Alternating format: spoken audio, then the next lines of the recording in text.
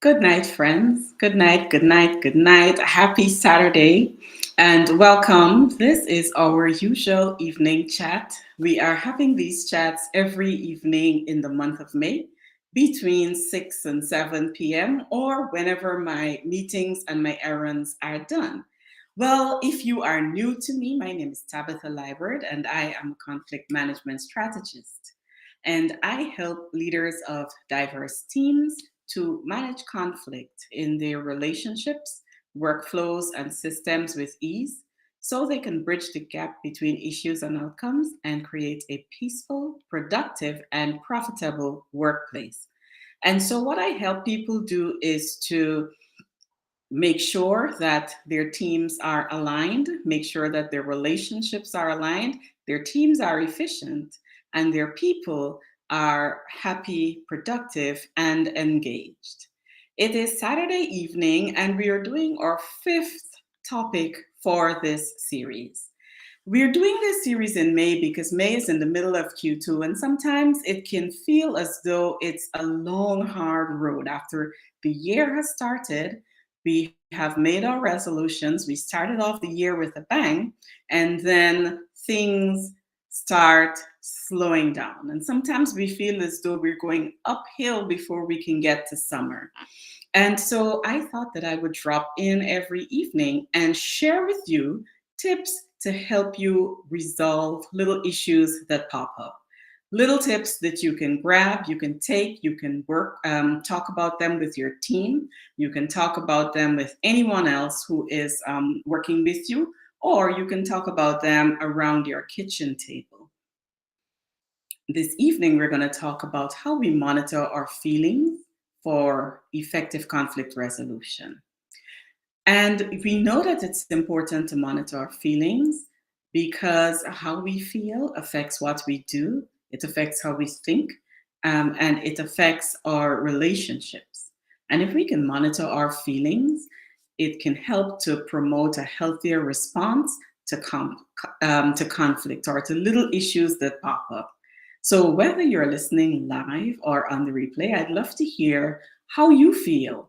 If you think too, as I do, that it's important for us to monitor our feelings when we are resolving conflict.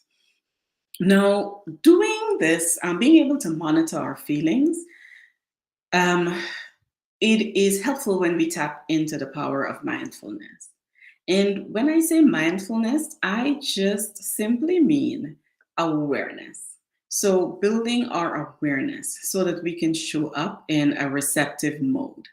If we can build our awareness, we can adapt and adjust the ebb and flow of our emotions so we can actively listen during conflict. So, I don't know how it is for you, but sometimes, depending on how I feel, my emotions are high or I'm able to manage them better. It all depends on how I feel, how much sleep I get, how tired I am, or what I'm doing, how busy and how involved my life is. So, what do you think? How does it work for you in terms of tapping into your awareness so that you can manage conflict? I'd love to hear what you do and what affects you as you move ahead and you manage conflict. You know, something happened today that made me reflect. I went to a store. It was a beautiful day. And in preparing for summer, I went to take my watches to get the batteries changed. And I went to take some jewelry to get that cleaned. And as I was waiting there, I saw a young lady at the jewelry store who had never served me before or never seen me before. And she asked me, um, is the silver real? And I thought, hmm. And I hesitated. I am not saying that it didn't give me pause. But what I'm saying is that in the moment, I didn't pop off at her and say, "But of course it's real. Don't you see the logo? Don't you see the brand? Of course this is real." That is really what I wanted to say. But I just looked at her and I smiled. And The other person working in the store heard her, and she had served me before. And she came across and she very deftly redirected the young lady to serving me, making sure she knew that I was there before and I was a valued client and customer and that sort of thing. But really and truly, as I talk to you tonight, it reminds me of how important it was for me in that moment to be aware of how I felt and then manage it. So instead of course, this is real, don't you see the brand? I just smiled. In some ways, we have to prepare for conversations. When we're going into conversations that are difficult, it is good for us to identify our triggers. And after we've identified the things that could possibly trigger us in a discussion, we want to plan to keep ourselves calm. An example of this is knowing that a specific topic makes you angry and preparing to manage your emotions before you speak about it. And for me, that one of the things that makes me extremely angry is the killing of George Floyd. And there are times when I can discuss it, and there are times when I can't discuss it because I know it's not a day that I can have a rational discussion about it because I too have strong feelings and I am human. And so things like racism, things like poverty, things like climate change, any topic that you have strong feelings about, accept and own those feelings because you're entitled to your feelings, you're entitled to your opinion. And when you do, understand going into this topic, if people are talking about it, I am going to be triggered if they say this.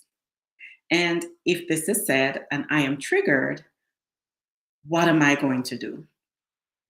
The invitation here, as we talk about this action item, is to reflect on past conflicts and identify your triggers for future conversations so that you tell yourself, if I ever get into a situation again and someone is talking about this, I'm not going to say that. What I'm going to say is, and you practice something that you can actually bring to the conversation. Because in doing this, we embrace our humanity. None of us are perfect. We're all human. And we all have emotions that are valid to us. We all have feelings. God created us a certain way for a specific purpose. And so, my purpose being different from yours, the things that will motivate me, the things that will trigger me, the things that will get me angry, the things that will push me forward are totally different from you. And so, in embracing our humanity, we understand that we as specific individuals have emotions that can show up in conflict. And we make plans ahead of time and we set boundaries in advance. We set boundaries around what we say. We set boundaries around who has access to us, who has access to our time, who has access to our space, and who's in our inner circle. And when we set those boundaries and we plan in advance, it is going to be able to help us to deal with conflict a little bit better.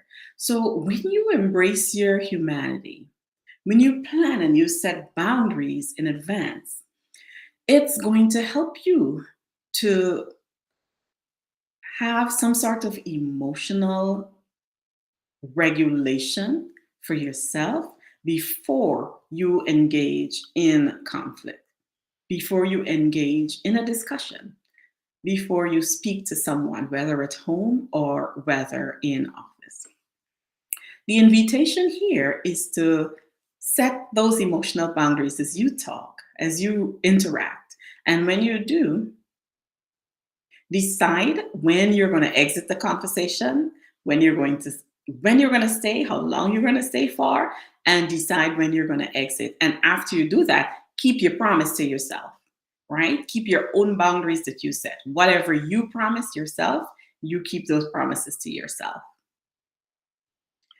There are lots of ways that you can stay calm. Keep yourself level, right? And I'm going to share a few tips with you. These are the things that I do to help me stay calm when something is going on around me and I need to enter that space as a neutral. I need to manage my own emotions so that I honor them, but I don't take them into the issue. There's a few things that you could do that I'll share with you now. You can press your toes into the floor. You can squeeze your fingers together. You can breathe, regulate your breathing. You can, if you're in a meeting, if you're in person, take a sip of water. The sip of water that you take is giving you half of a minute where you don't speak because you can't speak. And in that half of a minute, you can decide what you are going to say when it is time for you to speak. You can also flex your toes, you can flex your legs, you can do other techniques to maintain composure. If there are people in the room with you, and you can get up and open a window, close the door, anything to shift to a movement that is going to help you regulate emotions.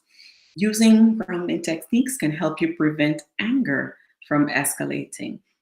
And the invitation for this tip, which you can use yourself or with your team, is to choose any of these grounding techniques and then practice it while you're listening to the end of our chat.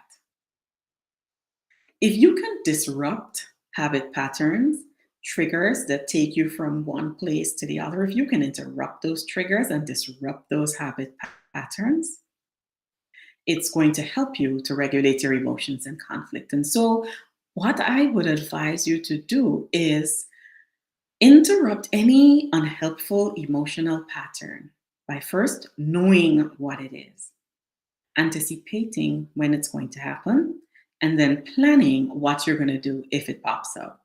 Focusing on any action that is going to support resolution rather than exacerbate conflict is going to make you a better mediator, a better facilitator of a discussion, or a better co-worker or leader of a team meeting. And the invitation for this is to identify a habit pattern that can hinder your conflict resolution work. And once you identify that habit pattern, you can disrupt it. For me, one of the things that I'm working on is the classic eye roll because I use it as a coping mechanism. And sometimes I hear something and immediately I start. And although it's a coping method that is fine for me to use if I am in a private setting or by myself, it can be distracting and it can come across as disrespectful to a group or in a professional setting or even in a personal setting where there are others who I need to be mindful of. So it's important for you to monitor your feelings. It's important for us to stay calm for successful conflict resolution. And the encouragement for you is to practice emotional awareness, practice preparing, anticipating discussions and preparing, practice grounding techniques daily so that it can translate not only in your personal relationships, but in your professional relationships. Well, it's been really wonderful talking with you this evening. And if you are joining us in person or in live, again, I'd like to say I'm so glad you watched, and I'd love to hear your take on our topic today. If you are leading a team and you're looking to enhance the way you manage conflict and the way you manage any issues that pop up, hotspots that pop up, I want to invite you to click on the link above and listen, read the details, and check out our workshop. Don't miss this workshop. It is an opportunity for you to use some of these conflict resolution tips that we have been talking about and learn some new ones. And once you do that, you are able to translate those into your professional lives. You can use it with your teams. You can use them for topics, for staff meetings. You can build engagement around your teams. You can even invite your team to do the workshop along with you and then do the homework as part of your office chats around the coffee, your coffee time discussions. So click on that link and check out the details of the workshop and then register. It is a complimentary workshop and it's designed specifically to give you additional skills and help you be the likable leader that you deserve to be. Thanks so much for watching. It has been good chatting with you as always, and I look forward to talking with you tomorrow. Again, I'd love to hear your thoughts on this, and I look forward to reading them in the comments and saying hi again tomorrow. I've got another exciting topic stacked up for you tomorrow. So I'll see you tomorrow evening. Bye now.